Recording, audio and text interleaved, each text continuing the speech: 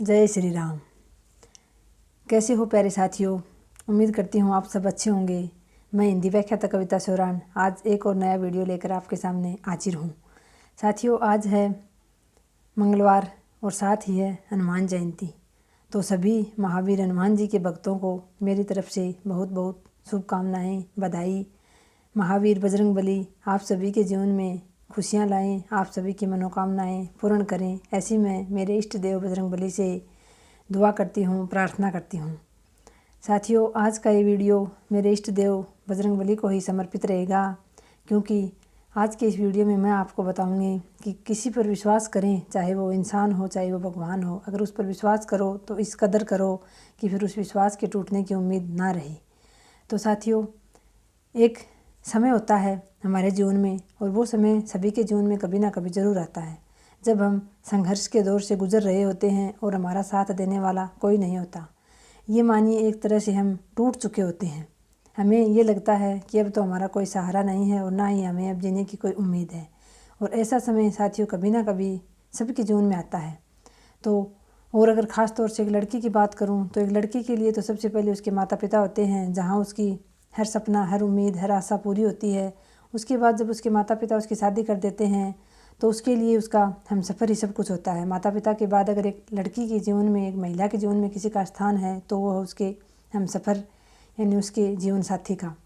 लेकिन साथियों, कई बार ऐसी होती है, पता नहीं हमारे क्या कुछ प्रारब्ध कर्म होते हैं या क्या होता है साथियों, कुछ ना कुछ तो होता ही है रीज़न। इस कारण से हमें कहीं भी एक माता पिता के बाद आगे चलकर कहीं भी कोई साथ देने वाला नहीं मिलता। उस वक्त ये लगता है कि आखिर हम किसके लिए जी रहे हैं और क्यों जी रहे हैं। और फिर ऊपर से साथियों, जब आवश्यकताएं ही पूरी ना हों, यानी दैनिक जीवन की रोटी कपड़ा, उसके लिए भी यानी एक प्रकार से गिड़गिड़ाना पड़े, ज़रूरतों के लिए, छोटी छोटी ज़रूरतों के लिए, पैसे के लिए गिड़गिड़ाना पड़े, फिर भी ना मिले, अपमान मिले, तो फिर साथियों एक इंसान क्या कर सकता है, आप सोच सकते हो। ऐसे समय में साथियों मेरा रुझान हुआ बजरंगबली की भक्ति की ओर। वैसे तो साथियों बचपन से मेरी मम्मी बजरंगबली की भक्त हैं, वो बहुत भक्ति करती थी, तो वहाँ से ही रुझान था। शुरू से ही बजरंगबली को हम बहुत मानते हैं। हम जब छोटे थे तो मेरे पापा सलासर जाते थे पैदल यात्रा, तो शुरू से ही है। लेकिन साथियों जब शादी के बाद और जब बार बार मैं तैयारी कर रही थी और घर में ऐसा नेगेटिव माहौल था, अब जब मैं 2021 में यानी 20 वाले एग्ज़ाम में फर्स्ट ग्रेड में भी मैं सफल नहीं हुई, 2018 में भी मैं रह गई थी, तो एकदम से मैं निराश हो गई थी साथियों। लेकिन 2021 में जब मैंने दोबारा तैयारी की, उसके साथ ही मैंने बजरंगबली की शरण पकड़ ली थी। मैंने कह दिया था कि हे इष्ट देव, इस बार मुझे या तो उस पार कर देना। मैं हमेशा एक ही बात बोलती थी मेरे इष्ट देव से कि भगवान या तो मुझे सफल बना देना या फिर ये अपनी सांसें भी छीन लेना, मुझे नहीं चाहिए आपकी दी हुई ज़िंदगी। एक ही बात बोलती थी साथियों मैं भगवान को। और मैंने विश्वास किया, तो फिर ऐसा किया साथियों कि मैं तैयारी के दौरान सुबह भी जैसे हनुमान चालीसा का पाठ है, पूजा पाठ करना समय निकाल कर करती थी। लेकिन तैयारी के दौरान सारा दिन जब भी निराश होती थी साथियों, बहुत टूट चुकी थी मैं बिल्कुल, तो जब भी निराश होती थी तो हमेशा मैं बजरंगबली मेरे इष्ट देव की मूर्ति के सामने साथियों मैं बहुत रोई हूँ, घंटे घंटे पर बैठ के रोई हूँ कि हे भगवान, ऐसी मेरी क्या गलती थी, ऐसे मेरे क्या कर्म थे पिछले जन्म के, जो ऐसे इंसानों से मेरा पल्ला पड़ा, यानी ऐसे इंसान मेरे जीवन में आए जिनके लिए मेरा होना या ना होना एक समान है। क्यों मुझे ऐसी जगह में फंसा दिया कि जहाँ मेरा कोई महत्व ही नहीं है, मेरी कोई ज़रूरत ही नहीं है, यानी मेरी कोई वैल्यू ही नहीं है। जहाँ मैं हूँ या नहीं हूँ इस बात से किसी को कोई फ़र्क ही नहीं पड़ता है। तो साथियों हमेशा एक ही सांत्वना मिलती थी भगवान की तरफ से, बजरंगबली की तरफ से, कि सब ठीक हो जाएगा, ये तेरे प्रारब्ध कर्म थे जो तुझे ऐसे इंसानों से तेरा संयोग हुआ, आगे चलकर तेरे लिए सब कुछ अच्छा होगा। साथियों हमेशा ऐसी एक उम्मीद बनती थी। फिर साथियों एग्ज़ाम भी हो गया, फर्स्ट ग्रेड का ठीक ठाक हो गया, तैयारी भी कर ली। इस दौरान मैं बराबर बजरंगबली की पूजा करती रहती थी। उसके बाद एग्ज़ाम होने के बाद साथियों एक तरह से जब मार्च 2023 में रिज़ल्ट आने शुरू हुए, परिणाम आने शुरू हुए, उसके बाद साथियों रोज़ाना बस ये लगता था, सभी यूट्यूब पर 300 के आसपास मेरिट बताते थे फर्स्ट ग्रेड की, और मेरे 315 साथियों में जोड़ के चल रही थी। कुछ क्वेश्चन डिलीट होने की संभावना थी, उसके करके मैं 315 अपने नंबर मान के चल रही थी। तो मैं एक प्रकार से निश्चित सी थी कि मेरा इस बार हो जाएगा, क्योंकि सभी यूट्यूब पर 300 के आसपास मेरिट बता रहे थे। डबल की, अगर 300 के आसपास डबल की रहती है तो 315 मतलब 15 नंबर तो फाइनल बढ़ेगी नहीं, ऐसे सोचकर मैं खुश थी। लेकिन फिर साथियों बहुत इंतज़ार के बाद, बहुत तड़पा कर खून के आंसू रुलाकर जाके 14 जून को हमारा डबल का परिणाम आया साथियों। उसी दिन साथ में 3rd ग्रेड का भी डबल का परिणाम आया था रीट का, और उसी दिन 1st ग्रेड का भी डबल का परिणाम आया।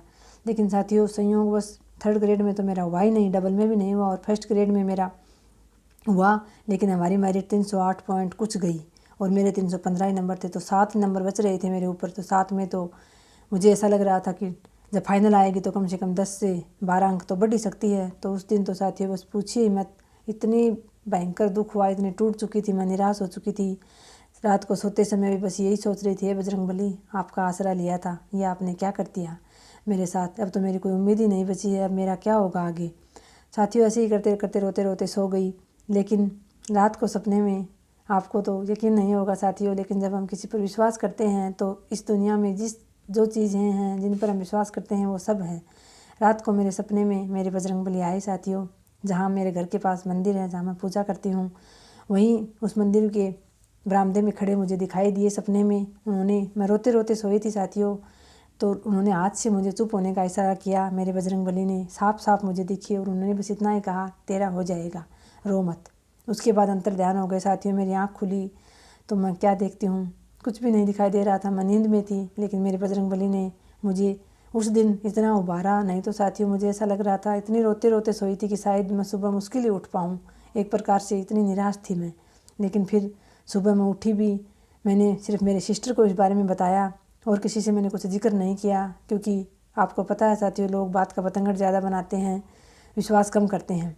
उसके बाद फाइनल के परिणाम आने भी शुरू हुए। फाइनल के परिणाम आ रहे थे, वो बहुत बढ़ कर आ रहे थे। तो मुझे एक बार तो दिन में जब परिणाम आता तो मैं एकदम फिर डर जाती, लेकिन जैसे ही सुबह मंदिर में जाती पूजा पाठ करने के लिए, तो फिर मुझे बजरंगबली मेरे इष्ट देव कहते कि तू चिंता मत कर, तुझे मेरे पर विश्वास है ना, तूने मेरे ऊपर छोड़ रखा है तो मेरे ऊपर छोड़, तो परिणाम आने तो दे। हमेशा यही मिलता साथियों, मंदिर में जाती तो हमेशा यही सांत्वना मिलती कि तूने भरोसा किया है तो पूरा कर, अब बीच में अपने भरोसे को डिगाओ मत। और वही हुआ साथियों। आचार संहिता लग चुकी थी, विधानसभा चुनाव आने वाले थे, लेकिन फिर भी 31 अक्टूबर को और मंगलवार के दिन ही साथियों, मेरे बहुत सारे काम मंगलवार के दिन ही हुए हैं, क्योंकि मेरे इष्ट देव की मेरे ऊपर कृपा रही है। 31 अक्टूबर को मंगलवार के दिन ही मेरा फाइनल परिणाम आया साथियों, और मेरा अंतिम चयन भी हो गया। उस दिन की तो आपको क्या बताऊं साथियों, जिस दिन आपका परिणाम आएगा उस दिन की तो आप उसी दिन आप महसूस कर पाओगे कि वो क्या खुशी होती है। मैं एकदम पागल सी हो गई थी मैं मेरे बजरंगबली के सामने। उस दिन भी परिणाम आने के बाद भी इतने आंसू आए कि देखो मेरी सुन लिया, आखिरकार मुझे बचा लिया मेरे बजरंगबली ने।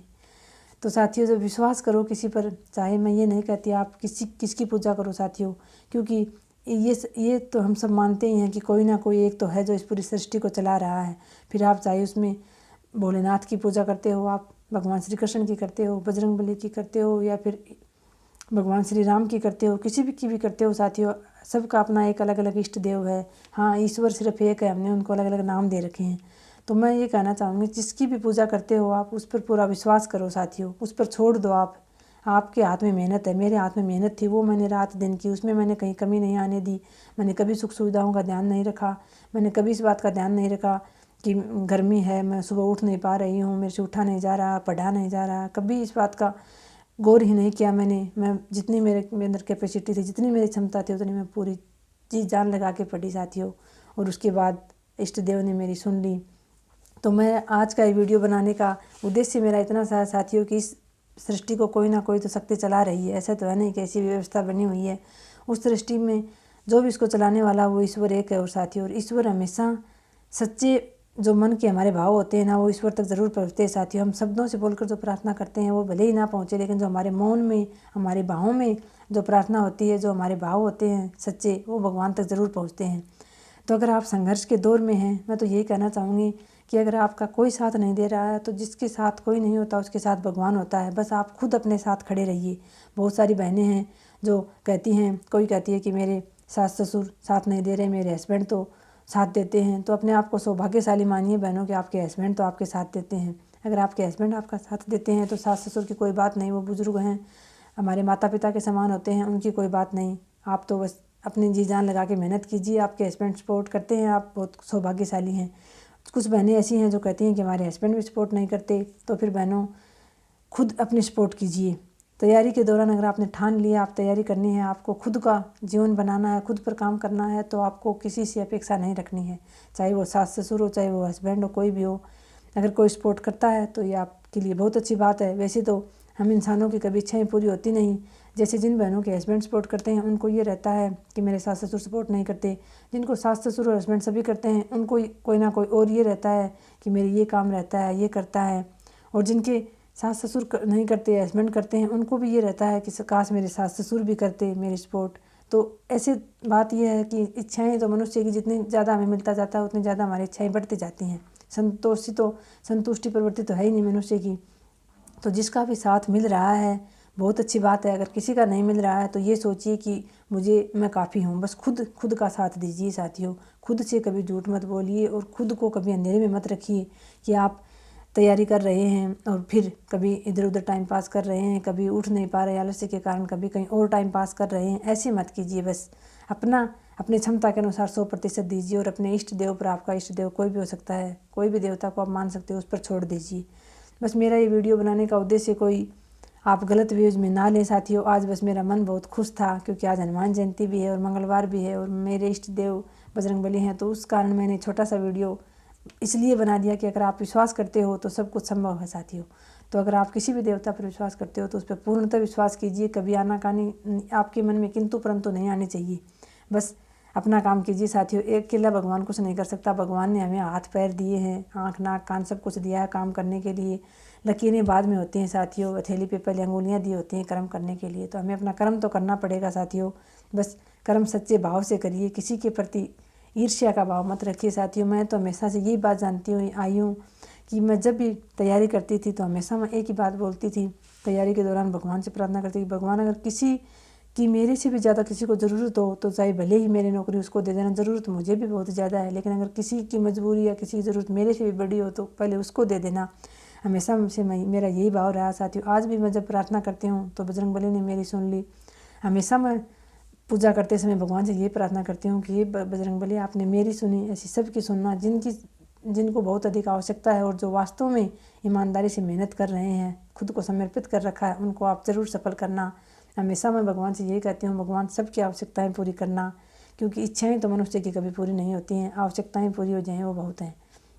तो मेरे सफलता के पीछे मेरे इष्ट देव का, मेरी मेहनत का, मेरे आसपास मेरे से जुड़े हुए बहुत सारे लोग जो हमेशा मुझे दुआएं देते हैं, हमेशा मेरे लिए प्रार्थना करते थे, उन सभी का मेरी सफलता में योगदान है साथियों। लेकिन इसमें ही एक बड़ा योगदान मेरे इस बात का भी है कि मैंने कभी किसी के प्रति ईर्ष्या भाव नहीं रखती साथियों। मैं हमेशा दूसरों के लिए पहले अच्छा चाहती हूँ। आज भी मैं भगवान की दया से मेरे पास सब कुछ है, इतने में संतोष है मुझे कि मुझे इतना दिया है ईश्वर का। मैं रोज़ सुबह उठते ही रात को सोने से पहले ईश्वर को धन्यवाद करके सोती हूँ, उठते ही धन्यवाद करती हूँ। और उसके बाद दूसरा काम मेरा यही होता है कि किसी के पास किसी चीज़ की कमी है, उसकी कोई बहुत बड़ी आवश्यकता है, उसको ज़रूर पूरा करना। आज भी मैं पूजा के साथ हमेशा यही मांगती हूँ कि हे भगवान आपने मेरी सुनी, ऐसी अपने सभी भक्तों की सुनना जो वास्तव में समर्पित अभ्यर्थी हैं, जो मेहनत कर रहे हैं और जिनको आवश्यकता है बहुत अधिक, उनकी आवश्यकता ज़रूर पूरी करना। तो साथियों अपने मन में सच्चे भाव रखिए, किसी के प्रति ईर्ष्या या किसी के प्रति जलन का भाव नहीं रखिए साथियों। किसी की खुशी देखते हो तो उसके साथ खुश होइए, किसी को दुख देखते हो तो उसकी सहानुभूति प्रकट कीजिए, उसके दुख को कम करने की कोशिश कीजिए। लेकिन साथियों कभी भी आपके मन के भाव जो हैं वो हमेशा ईश्वर तक पहुंचते हैं, तो कभी भी अपने मन के भावों को किसी पर दूसरे के प्रति बुरे मत रखिए। मैं तो यही मानती हूँ। बाकी साथियों अपना कर्म करने से बड़ा कोई भगवान नहीं है। अगर मनुष्य चाहे पूजा पाठ ना करे, चाहे दीपक ना जलाए, भगवान के आगे हाथ जोड़कर ना बैठे, अगर वो अपना कर्म ईमानदारी से करता है ना साथियों, तो वो सबसे बड़ी पूजा है। क्योंकि हमारा कर्म ही हमारी पूजा है और हमारे कर्मों के अनुसार ही हमारा भाग्य बनता है। तो साथियों मन में विचार अच्छे रखिए और अपने कर्म जो हैं वो ईमानदारी से कीजिए। बाकी अपने इष्ट देव पर छोड़ दीजिए। सभी समर्पित अभ्यर्थियों के लिए मेरी भगवान से यही दुआ है कि आप सबको भगवान सफलता प्रदान करें। अगर आपको ये वीडियो ये लगे तो आप मत सुनना साथियों, मेरे तो मन के भाव थे, मैंने अपना भाव प्रकट करने के लिए बस ये आपके सामने वीडियो बना दिया है। आपको बुरा लगे इसमें कुछ तो माफ़ी चाहूँगी। बाकी मेरी सभी यूट्यूब फैमिली बहुत ही प्यारी फैमिली है, बहुत ही अच्छे साथी हैं, बहुत अच्छा सपोर्ट करते हैं मुझे। मैं बहुत शुक्रगुजार हूँ सभी साथियों का, हृदय तल की गहराई से धन्यवाद करती हूँ और सभी के लिए भगवान से रोज़ प्रार्थना करती हूँ कि आप सबकी मेहनत रंग लाए और आप सब भी बहुत जल्द नौकरी लग जाओ, आपकी सभी मनोकामनाएं ईश्वर पूर्ण करे। आज की वीडियो में इतना ही। धन्यवाद साथियों। जय हिंद, जय भारत।